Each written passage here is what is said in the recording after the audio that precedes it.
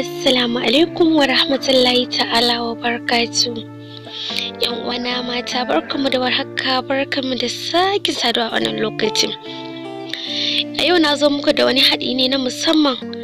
Haɗi ne wacce idan mace ta gama al'ada abin da ya dace ta raka amfani da shi. Wannan haɗin yana da matukar inganci kuma shine yake kawar da duk wani abubuwa masu matsala a gabar mace.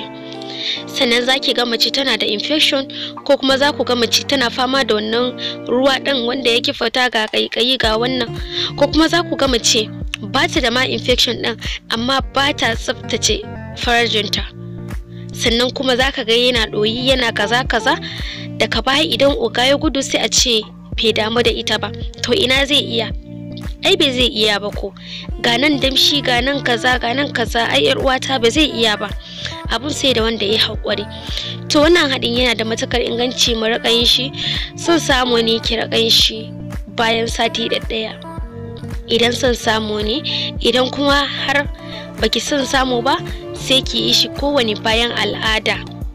Abin da ya dace ki idan kina wannan haɗin za ki rabu da duk wata matsala, kuma sannan zai ƙara miki ƙaimin gaba, ma'ana za ki kasance kina nan normal, sannan kuma za ki raka ji kina da laushi da daɗi da dai sauransu.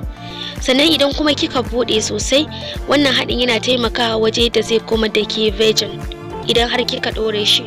Shi yasa ma aka ce ma ma'aurata su rika yin shi. Wannan ba haɗin matan aure bane ma kawai, har da ma budurwaye su ya kamata su yi kai each month, kowace wata. So cikin haɗin mu abu na farko shine za mu samu wata tafarnuwa, wato garlic kenan, mun san shi. Mu samu garlic masu kyau, manya amma kanana. Abu na biyu wata shine bagaruwa. Sannan abu na uku shine wata magarya. Yar wata idan kika samu magarya, sannan zaki samu apple cider vinegar wato kan. Wannan abubuwa da na samu guda uku, wata su zaki hada ki fara tafarnuki kamar guda 6, sannan ki dauki magarya kamar rabin cup haka, sannan ki dauki bagaruwa shi ma ya kai guda 9, ki hada su. In ma za su fi haka za ki iya samu ko 15, amma ki samu dan manya za ki dauki wannan abubuwan da na lissafa, ki dauki tukunya ki daura a wata, sannan za ki juye wannan abubuwan da na lissafa gabaki daya a cikin tukunya. Bayan nan sai ki dauki wannan apple cider vinegar din, marfinsa kacal za ki ɗeba marfi 3 a ka'idance. Cokalin marfinsa marfi 3, in dai cokali ne shi kuma cokali 4 zaki saka, inda cokali 4, inda marfinsa marfi 3. Wannan abubuwa yar uwata zaki tafasa shi ki tabbatar ya tafasu, zaki ga ma ya baki launi.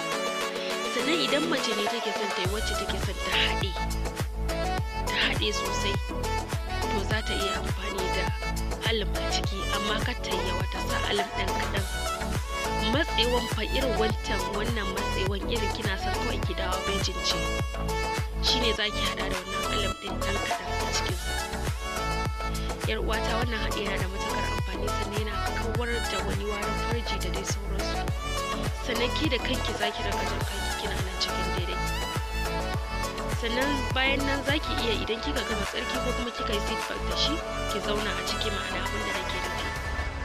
Zaki iya idan kika zauna a ciki ko kuma zaki yi tsarki da shi, cikin wayan abu zaki daya, amma zama a cikin ya fi abin nan da wuri, sannan zaki iya tsarki da shi.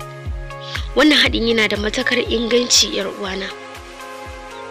Sannan bayan nan zaki dauko wato almisk mai matakar ƙanshi, banda ma irin na Saudiya nan da ake kawo ta fi ƙanshi. Ki samu almisk ki sa a kwatan, ki satin da shi. Wayo yar uwata, ki riga kin gama bayani. Wannan haɗin idan kina yin shi, duk kowane haɗi kika sha a jikin ki yar uwata, zama zai rika yi daram dam a jikin ki, baki da wata matsala da ita. Kada ku manta kuna kallon wannan shirin daga gare ni Aunty Mami taku kullum da koyaushe. Kada ku manta ku danna subscribe, kana ku danna ƙararrawar sanarwa domin shine zai ba ku daman samun sababbin shirye-shiryenmu a duk sanda muka daura. Mun gode.